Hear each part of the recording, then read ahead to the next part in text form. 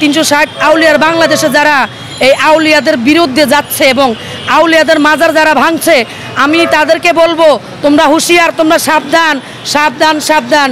আজকের পর থেকে যেন তোমরা মাজারের সামনে যেন তোমাদেরকে না দেখি। যদি মাজারের সামনে দেখি একটা একটা করে পাও কাটবো, আর ওই পাও দিয়ে আমরা ওই যে এটা কি বলে নুডলস বানাবেন নাকি, নেহারি বানিয়ে আমরা খাবো। অলিদের উপরে যারা হামলা করতেছে যে হাত দিয়ে, আমি সেই হাত কাটবো। এবং আল্লাহর অলিরাও যদি একবার তাদের কুদৃষ্টি, একটা হলো সুদৃষ্টি আর একটা হলো কুদৃষ্টি, যদি ওই কুদৃষ্টি যদি আল্লাহর অলিরা দেয়, তারা ওইখান থেকে জীবিত আর যাইতে পারবে না। আমার নাম বাউল শিল্পী হাসিনা সরকার। দেখছেন কে কইছে এই যে হাসিনা সরকার বারবার দরকার চলে আইছে, তো আজকে এই জায়গায় কেন আসছেন? আমি আজকে আসছিলাম মানববন্ধন। আমাদের বাংলাদেশে যে মাজার ভাঙচুর করতেছে, এই মাজার ভাঙচুর যারা করতেছে তাদের বিরুদ্ধে আজকে আমরা বাউল শিল্পীরা মানববন্ধন করতে আসছি। বাউল শিল্পী আর মাজার শিল্পীর লগে পার্থক্য কি, মানে সংযোগটা কোথায়? মাজারের লগে বাউল শিল্পীর কানেকশন কোথায়? মাজারের সাথে বাউল শিল্পীর কালেকশন হলো এটাই, আমরা যে অলিয়া উলিয়াদের গুণগান করি, যার জন্য আমাদের সাথে তাদের কালেকশন।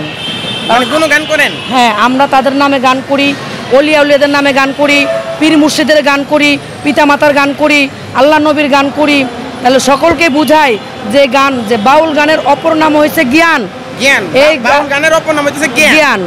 এই বাউল গান শুনলে অনেক মানুষ ভালো হয়, সুর থেকে ভালো হয়, আবার অনেক মানুষ সুরও হয়। কারণ স্বভাবে, এটা হলো স্বভাবে। অনেকের আছে না, আলেমের ঘরে জালেম হয়, তো জালেমের ঘরে তো আবার আলেম হইতে পারে। তো বাউল গানটা এমন একটা বিষয় যে বাউল গানটা শুনলে অন্তরের জ্বালা যন্ত্রণা দূর হয়, একদম দূর হয়ে যায়, একদম দূর হয়ে যায়, একদম। তাহলে আমার কথা হইতাছে যে এই যে মনে করেন যারা এখন এই মাজার ভেঙে ফেলাইতেছে, এদের জন্য আপনার দাবিটা কি করতে চান? আমি তাদের উদ্দেশ্যে বলতে চাই, যারা আজকে আমাদের বাংলাদেশে 360 যে যাইবো হ্যাঁ পা মাখাইটা নিহারি ভাঙ্গা নিহারি বানায় খাবো, যে যাবে ওলিয়া আল্লাহর দরবারে মাজার ভাঙতে। যদি আপনি পুলিশ ধরে লয়ে যায়, আমাকে পুলিশও ধরবে কি, কেন ধরবে আমাকে? আমি তো পক্ষে কথা বলতেছি, আমি তো অলিয়া উলিয়ার পক্ষে কথা বলতেছি। হাত পা কেটে ফেলাবেন এরকম বলছেন? অবশ্যই বলবো, কারণ আল্লাহ। আপনি কোন মাজারে আছেন, কোন মাজারে থাকেন? আমি সারা বাংলাদেশের সকল মাজার নিয়ে আমি গান করি, সকল মাজারে যাই, আমি সকল জায়গায় গান করি।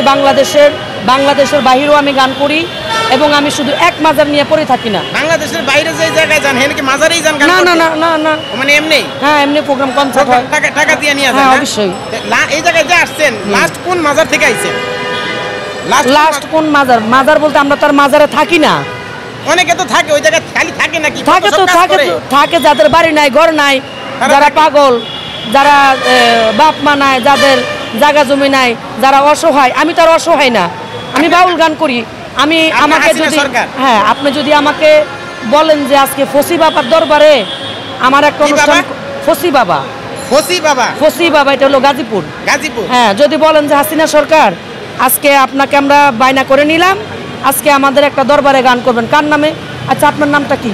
আমার নাম সবাই কাশ্যা ভাই নামে চিনে। আচ্ছা, তো কাশ্যা পাগলার নামে গানটা গাইলাম। গান গাইবেন? হ্যাঁ, আপনি কাশ্যা পাগলা, তো আপনি কাশ্যা পাগলার নামে মনে করেন আপনার নামে গানটা হলো, তাতে কি আপনি কি অলি হয়ে গেছেন গা? তাতে কি আপনি পাগল হয়ে গেছেন গা? না না, তাতে কি? আচ্ছা, আপনার নামে গান গেলে কি আমার কি সমস্যা হয়ে যাবে? আপনি আমাকে নিছেন, আপনি কি কাশ্যা ভাই না, আপনার নামে গান গেছি, আপনি আমার টাকা দিয়ে নিছেন না? না, টাকা ছাড়া এখন একটু ফ্রি একটু গান শুনাইবেন? না, আমি টাকা ছাড়া কোনো ফ্রি গান শুনাই না। একটু শুনাইবেন? আমার নামটা যেরকম আমার কামও সেরকম। আপনি হাসিনা সরকার এখন তো বুঝেন তো ঝামেলা হয়ে গেছে হাসিনা সরকারের, আপনি এখন একটু গানটা শুনান না। তো হাসিনা সরকারের ঝামেলা হচ্ছে, তাতে কি হয়েছে? আমার তো আর ঝামেলা হয়নি। আপনার নাম শুনলাম যে আপনার নাম নাকি চেঞ্জ করে লাইবেন? কেন আমি নাম চেঞ্জ করবো? আমার নাম চেঞ্জ করবো এমন পৃথিবীতে এমন কোনো কে বলতে পারবো না যে নাম চেঞ্জ? আমি চোর? আমি কি চুরি করছি? আমি কি ডাকাতি করছি? না, আমি সন্ত্রাসী করছি? না, আমি বিএনপি করছি? না, আওয়ামী লীগ করছি? আমি কোনো দল করি নাই, আমি কোনো রাজনীতি করি নাই, আমি পেটনীতি করি, সারা জীবন পেটনীতি করব। এবং আপনার ভোটার আইডি থেকে নাম হাসিনা সরকার? আমার ভোটার আইডি কার্ডের নাম হাসিনা সরকার। শুধু আমি বাউল গানে করি না, আমি একজন মানবাধিকার কল্যাণ ট্রাস্টের আজীবন সদস্য, সাংবাদিক আমি। তাহলে তা বাইরে ভাই ব্যাপক অবস্থা। আচ্ছা, আমি আপনি একটা প্রশ্ন করতেছি, আপনি যেমন কইলেন যারা মাজার ভাঙতে তাকে একবারে মনে করেন যে হাত পা কাইটা মেটা নলি নিহারি বানায় খাই ফেলাইবেন, তাই না? তুন্দুল রুটি দিয়ে খাইবেন, যা কোনো মজার জিনিস। কিন্তু এক কথা হইতেছে, এই মাজারের ভিতর তো অনেক অনৈতিক কাজ চলে, এটা শুনছেন কিনা কখনো? যে অনেক মেয়েরা শুনছি যে আমরা অশ্লীল কাজ করে, আবার অনেকে দেখছি যে আমরা অনেক ভিডিও দেখছি যে মনে করেন যে কি বলে এটা সবজি গাঞ্জা মাঞ্জা অনেক কিছু খায়, তো এইটা যারা করে হে করে কি করবেন আপনি? কিছুক্ষণ আগে একটা বলছিল আলেমের ঘরে জালেম হয়, জালেমের ঘরে আলেম হয়। হ্যাঁ, তো তেমনি আপনি সিগারেট খান, এটা আপনার ব্যক্তিগত ব্যাপার। আমি পান খাই, এটা আমার ব্যক্তিগত ব্যাপার। কে গাঁজা খাইলো, কে মদ খেলো, এটা নিয়ে তো আমি পড়ে থাকবো না। এটা আল্লাহর ওলি তো বলে দেয় না। ওইটা খারাপ হইতাছে না? না, আল্লাহর ওলি তো বলে দেয় না তুমি আমার দরবারে এসে গাঁজা খাও, মদ খাও, হিরোইন খাও, বাবা খাও। ওই যে মাজারে কি কেউ নাই একে সরাই দেওয়ার কেউ নাই? ছোট ছোট ছেলেদেরকে না তোমরা নাচো গাও, এটা তো আল্লাহর ওলিরা বলে নাই, এটা করতেছে পাবলিকেরা। তাই পাবলিক এই যে মাজারের কি কোনো লোক নাই তারা এগুলো ফিটা সরাইতে পারে না যে মাজারের বদনাম হইতাছে, এর লিগে একটা মাজার ভাঙতে যাইতাছে আজকে, বুঝেন না? আমি ওই লোকদের ওই কমিটিদেরকে উদ্দেশ্য করে বলবো, আমি পালা গান করি। আজকে বাংলাদেশে যারা পালা গানের বাউল শিল্পীরা বেহালা বাজায় গান করে, হাদিস কোরআন অনুসারে যারা গান করে যাচ্ছে, হাজারো হাজারো দর্শক আমাদের গান শোনার জন্য, কথা শোনার জন্য মানুষ লাইন দিয়ে বসে থাকে।